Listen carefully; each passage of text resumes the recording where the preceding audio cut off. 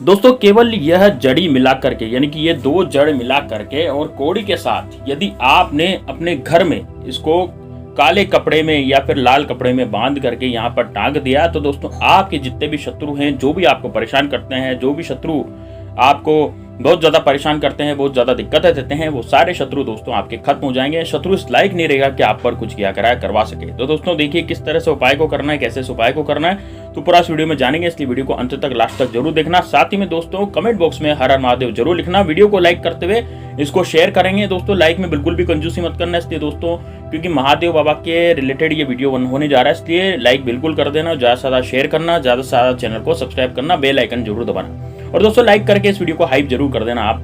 अब दोस्तों देखिए, यदि आप भगवान श्री राम के सच्चे सेवक है तो जय श्री राम, जय बागेश्वर धाम सरकार कमेंट बॉक्स में लिख सकते हैं, या फिर आप किसी ऐसे देवता को मानते हैं जो कि वास्तु में वो आपका अपना इष्ट देव है, तो आप उनका भी नाम कमेंट बॉक्स में लिख सकते हैं। तो दोस्तों देखिए बात करते हैं कि किस तरह से आप अपने शत्रुओं का नाश कर सकते हैं। दोस्तों ये बहुत ही आसान उपाय है और बहुत ही सरल उपाय है।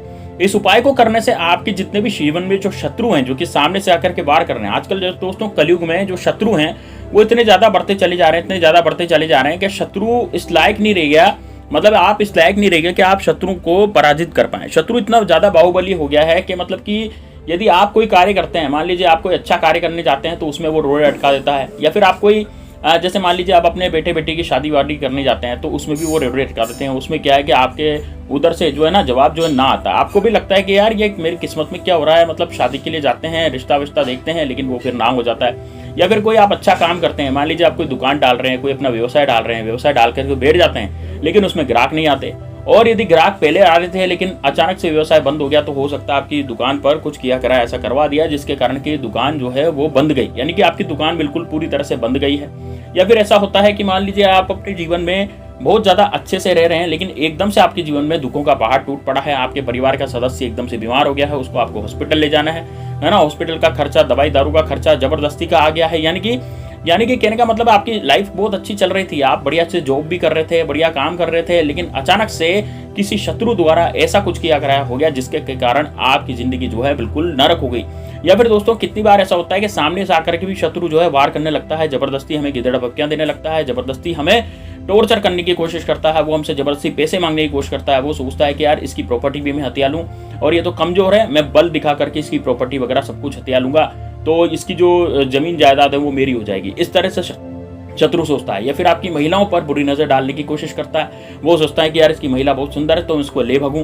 तो मतलब इस तरीके से जो है शत्रु जो है वो इस तरह से बहुत सारे काम जो है ऐसे करता है जो कि उल्टे काम होते हैं दोस्तों, और आपके लिए वो आपकी सेहत के लिए भी बेकार है और आपके लिए भी वो काम बेकार है। तो दोस्तों आपको क्या करना है, किस तरह से करना है, इस वीडियो को पूरा इस वीडियो में जानेंगे, इसलिए वीडियो को अंत तक लास्ट तक जरूर देखना। दोस्तों देखिए सबसे पहले तो आपको करना क्या पड़ेगा, एक मैं आपको पेड़ बताता हूँ, वो है दोस्तों काला धतूरा। आपने काला धतूरा जरूर देखा होगा। काला धतूरा जो होता है दोस्तों, उसके फूल जो हैं थोड़े से बैंगनी बैंगनी से आते हैं। देखिए धतूरे दो तरह के होते हैं, एक में तो सफेद फूल आते हैं, उसमें से धतूरा बनता है, लेकिन एक में काले फूल आते हैं। धतूरा वो हरे रंग का बनेगा लेकिन उसमें आएंगे काले फूल, तो वो काला धतूरा कहलाता है। अब आप देखिएगा कि अपने आसपास गली मोहल्ले में कहीं भी आप जहाँ पर रहते हैं, किसी भी कॉलोनी वगैरह में रहते हैं, तो वहां पर कहाँ पर धतूरे का पेड़ है वो आप देख लीजिएगा। तो वहां पर यदि काला धतूरा आपको मिल जाता है तो उसकी जो जड़ है वो आपको लानी है। अभी कैसे लानी है उसका लाने का तरीका मैं आपको बताऊंगा।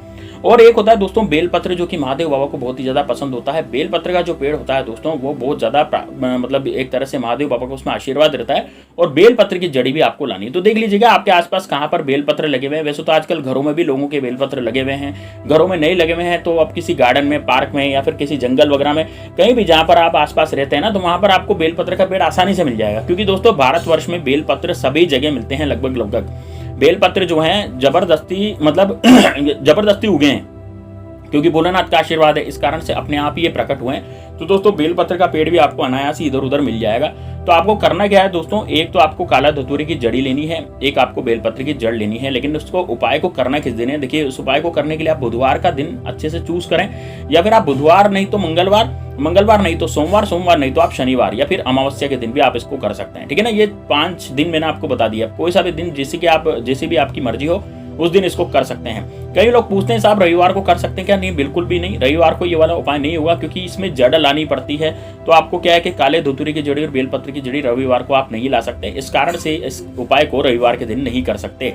है ना। हाँ, लेकिन यदि यह है कि इसको बांध के रखने की बात की, भाई इसको बांध के कैसे रखेंगे और क्या क्रिया करेंगे, तो वो आप रविवार को कर सकते हैं। लेकिन जड़ लाने का जो समय है ना, वो मैंने आपको बता दिया। जड़ लाने का समय क्या होगा, या तो आप सोमवार को जाएं या फिर आप कब जाएंगे, मैंने आपको बताया मंगलवार को, बुधवार को या फिर शनिवार को, ऐसे आप उस उपाय को कर सकते हैं, ठीक है ना। अब क्या करेंगे दोस्तों, अमावस्या को भी कर सकते हैं। अब देखिए आप क्या करेंगे, सबसे पहले तो जो जैसे मान लीजिए आपके आसपास मिल रहा है कोई काला धतूरा आपको दिख गया, तो आप क्या करेंगे, एक लोटा जल या फिर एक बोतल जल लेकर के उस काले धतूरे के पेड़ के पास यानी कि उस झाड़ी के पास जाएंगे और जाने के बाद उसमें जल चढ़ा देंगे उसकी जड़ में। और जल चढ़ाने के बाद जैसे मान लीजिए ये बोतल है तो बोतल का जड़ वहां पर चढ़ा देंगे, तो बोतल का जो जल होगा वहां पर उसकी धतूरे की जड़ में, काले धतूरे की जड़ में आप चढ़ा दें, ठीक है ना। उसके बाद आप जो है इसकी जड़ तोड़ लें। उसके बाद दोस्तों आप जैसे बेलपत्र के पेड़ के पास जाएंगे तो बेलपत्र के पेड़ के पास उसको छुएं, नमस्कार करें, नमस्कार करके महादेव से प्रार्थना करें कि मैं आपकी जड़ी लेने आया हूँ। क्योंकि दोस्तों ये बहुत ही जबरदस्त पौधा है, ये मतलब ऐसा छोटा मोटा पौधा नहीं माना जाता बेलपत्र, इसलिए इसकी बहुत इज्जत भी की जाती है क्योंकि भोलेनाथ का ही इसमें अवतार माना जाता है। इस कारण से इसकी जड़ जो है ना ऐसे ही नहीं तोड़ लें,